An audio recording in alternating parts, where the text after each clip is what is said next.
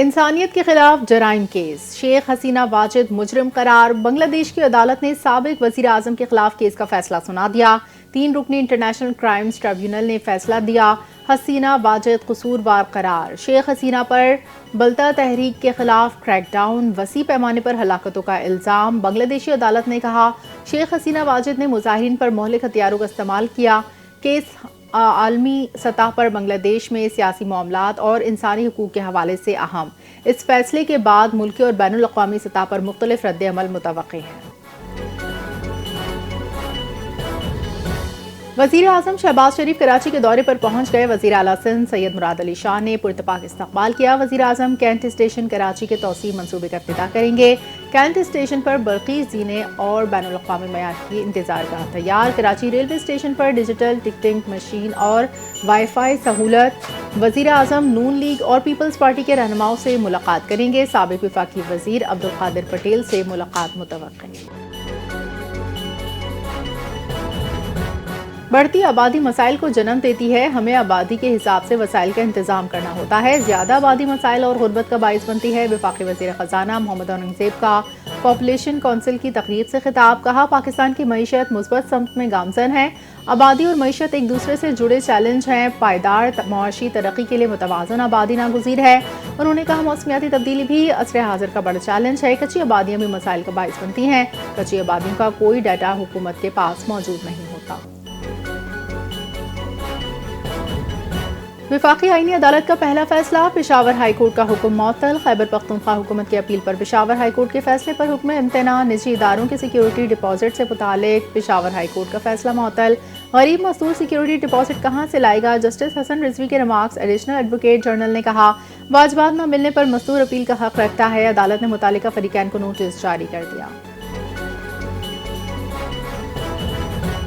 وفاقی آئینی عدالت کے مزید 2 ججز نے عہدے کا حلف اٹھا لیا۔ ججز کی حلف برداری کی تقریب اسلام آباد ہائی کورٹ کے کانفرنس روم میں منعقد۔ چیف جسٹس امین الدین خان نے جسٹس روزی خان اور جسٹس ارشد حسین شاہ سے حلف لیا۔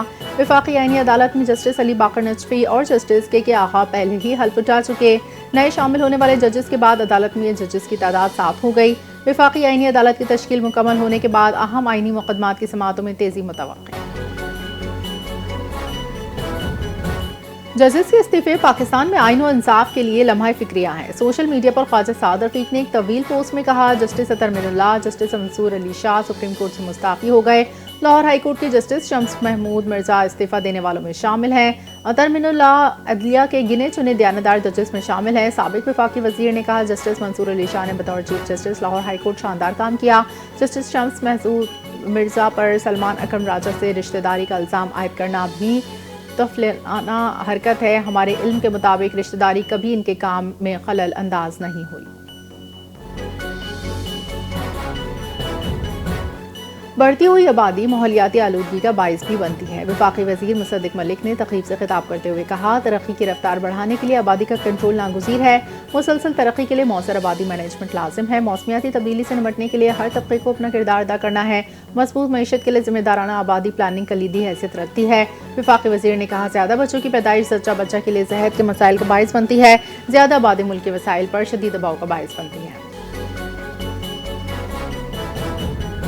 راولپنڈی انسداد دہشت گردی عدالت میں علیمہ خان کی جائیدادوں سے متعلق رپورٹ پیش۔ علیمہ خان آج بھی عدالت پیش نہ ہوئی، دوبارہ ناقابل ضمانت وارنٹ گرفتاری جاری۔ بورڈ آف ریونیو کی رپورٹ کے مطابق علیمہ خان پنجاب میں 338 کنال اراضی کے مالکن، ملزمہ کے پہلے سے 15 بینک اکاؤنٹس منجمد، جائیداد سیز یا اٹیچ کی جا سکتی ہے۔ چیئرمین CDA اور چیف کمشنر اسلام آباد کے بھی ناقابل ضمانت وارنٹ جاری۔ عدالت نے کیس کی سماعت 20 نومبر تک ملتوی کر دی۔ آزاد کشمیر کے وزیر اعظم چودھری انوار الحق کے خلاف تحریک عدم اعتماد پر رائے شماری آج ہوگی۔ پیپلز پارٹی نے فیصل راٹھور کی وزارت عظمیٰ کے لیے 35 سے زائد ووٹوں کی حمایت کا دعویٰ کیا۔ تحریک عدم اعتماد کامیاب ہونے کی صورت میں پاکستان پیپلز پارٹی کے فیصل ممتاز راٹھور کا آزاد کشمیر کی 16ویں کے موجودہ اسمبلی کے چوتھے وزیر اعظم کے طور پر انتخاب عمل میں لایا جائے گا۔ تحریک عدم اعتماد پر رائے شماری کے لیے اسمبلی کا اجلاس آج دوپہر 3 بجے مظفر آباد میں ہوگا۔ تحریک عدم اعتماد کے لیے سادہ اکثریت میں 27 ووٹ درکار ہیں۔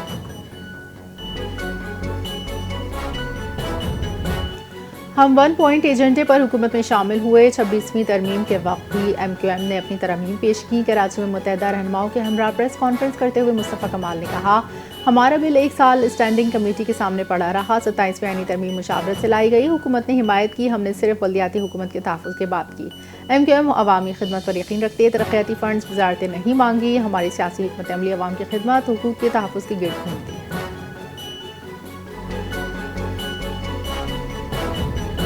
سپریم کورٹ میں منشیات کیس کی ملزم کی درخواست ضمانت پر سماعت منشیات شہریوں تک آخر کیسے پہنچتی ہے جسٹس جمال مندوخیل کے ریمارکس بارڈر پر منشیات کو کیوں نہیں روکا جاتا عدالت سیکیورٹی داروں پر برہم کہا بلوچستان کے 3 اضلاع میں منشیات کی فصلیں کاشت ہو رہی ہیں یہ ضیاء الحق کا دیا ہوا تحفہ ہے بھگتے اس کو عدالت کی این اے ایف کو ملزم کی سی سی ٹی وی فوٹیج عدالت میں پیش کرنے کی ہدایت عدالت نے کارنیئر کمپنی کے مینیجر کی درخواست ضمانت پر سماعت ملتوی کر دی